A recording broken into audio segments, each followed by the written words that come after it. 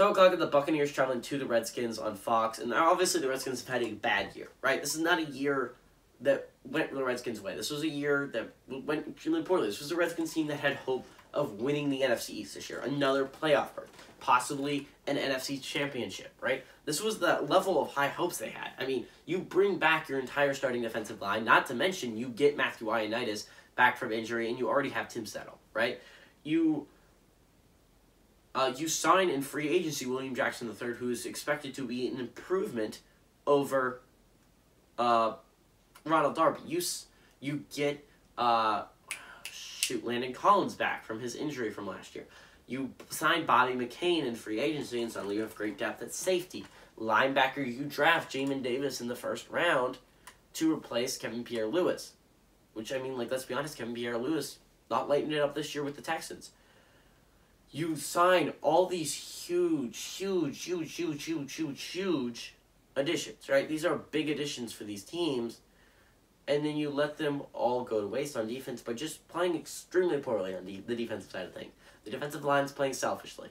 The linebacker core is not playing that well outside of Cole Holcomb, right? Cole Holcomb, I believe, is the only linebacker playing well this year. Corners, outside of Kendall Fuller, playing horribly. I think the rookie out of Minnesota has been showing some serious promise, but outside of him, been some pretty solid, pretty bad plays on the corner side of things. Landon Collins been playing god-awful, right? Atrocious level of football played by Landon Collins. So much that Redskins fans want him to be cut, even though they would be such a huge, significant cap hit. So the season has not gone exactly the way the Redskins want. The Buccaneers' season hasn't exactly gone perfectly either. Again, only 2 losses, but those 2, they're like 0-2 against playoff teams right now. Actually, I guess they're 1-2 because they beat the Falcons a couple of weeks ago.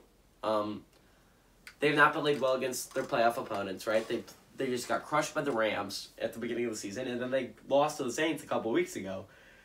Now, to be fair, in the Dome, but still, the Bucs are dealing with some serious injuries, right? You already have ruled out for this game AB and Rob Gronkowski, and Chris Godwin's a game-time decision, which means logistically you could only have one real threat, and Mike Evans. And if you're the Redskins, you're like, oh my god, thank you. Redskins have not been dealing with any small amount of injuries themselves. Ryan Fitzpatrick obviously goes down in the first week. Curtis Samuel's not able to go this week. He has not been able to go most of the season. And it's just like, where are you going to find some playmakers, right? And, like, your running backs have been playing well. I'm doing the guitar.